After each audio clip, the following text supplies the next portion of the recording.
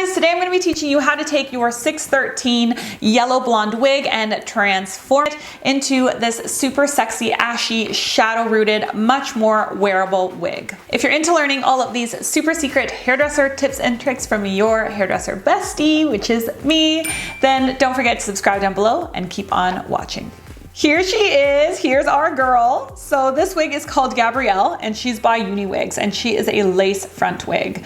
So what I'm gonna do first is I'm gonna put her on a mannequin head. I don't have like a wig stand or like a wig head. So I just shaved one of my old mannequin heads and I used this mannequin head to cut and dye all of my wigs. So before we start, I'm gonna be honest here, there were a few tumbles along the way. Dyeing human hair wigs is actually very different than dyeing a normal person's head of hair. Even though wigs are human hair, they kind of take differently because the hair isn't just from one person, it's from multiple people. So the porosity levels on the wigs can sometimes vary. So you can kind of get areas that take a lot and areas that don't take at all. So you really need to be patient in your approach and you need to prepare yourself that you're going to need more than one coat for sure. That brings me to tip number 1. Prepare for a time-consuming procedure. This is what I call hair surgery. Prepare yourself. Dyeing this wig took me almost an entire work day, and that's because you need to prepare yourself for multiple coats. You're gonna do a coat, you're gonna see how it takes, you're gonna rinse it, you're gonna dry it, you're gonna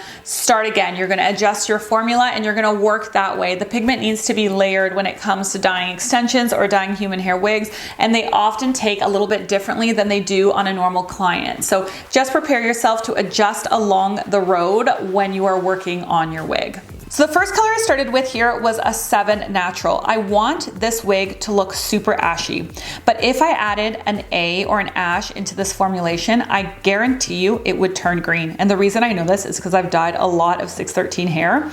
Every single time you use an A on the first coat, it goes completely green. In reality, I probably should have added even a copper or a gold to the formulation to fill the hair shaft in order to go darker, because going from light to dark is more like a color correction. But I didn't want to do that because I was afraid she was going to get too warm on the roots and then there'd be no going back. So I just did a 7N with 10 volume developer. Tip number 2, paint carefully so that you do not touch the lace. I don't use a barrier cream or anything, I just freehand, but when it comes to the front and to the areas with lace, I am extremely careful to paint with as much precision as possible and to not touch the lace. Get as close to the lace as you possibly can, but don't touch it. This is why this is like surgery. It takes a long time. You have to go slow and you have to be careful, because if you ruin your lace, that's it.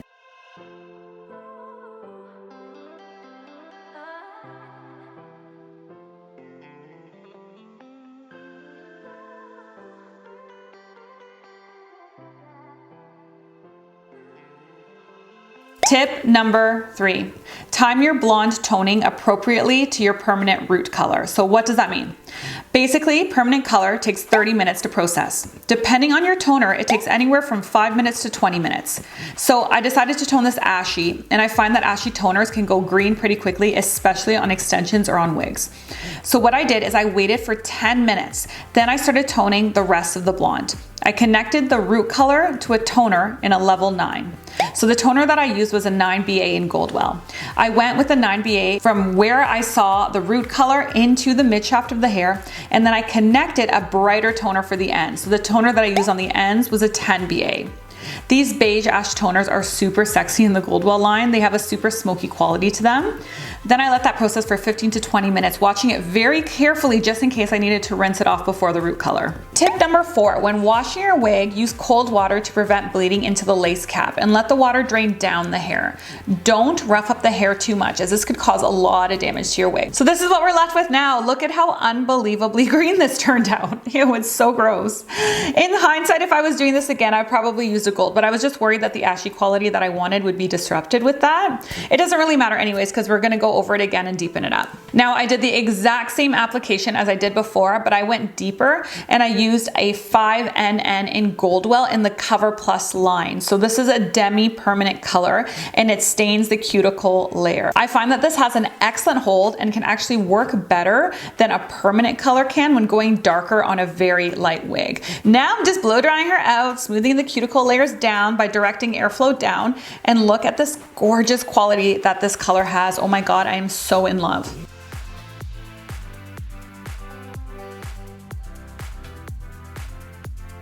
Now, when it comes to styling, I love using my T3 1¼ inch curling iron. The way that I achieve that modern, not too fussy, not too curly, wavy look is by clamping at the root, moving down the hair, winding up, unwinding the iron, pushing down, winding up to finish that curl, and then smoothing down to straighten out the ends. I did a whole video on this curl pattern. There's no talking in this video, but you can get a super clear view of how I actually create this wave. So if you want to watch that video, I'll leave it in the pinned comment below. And this is how it turned out. What do you guys think?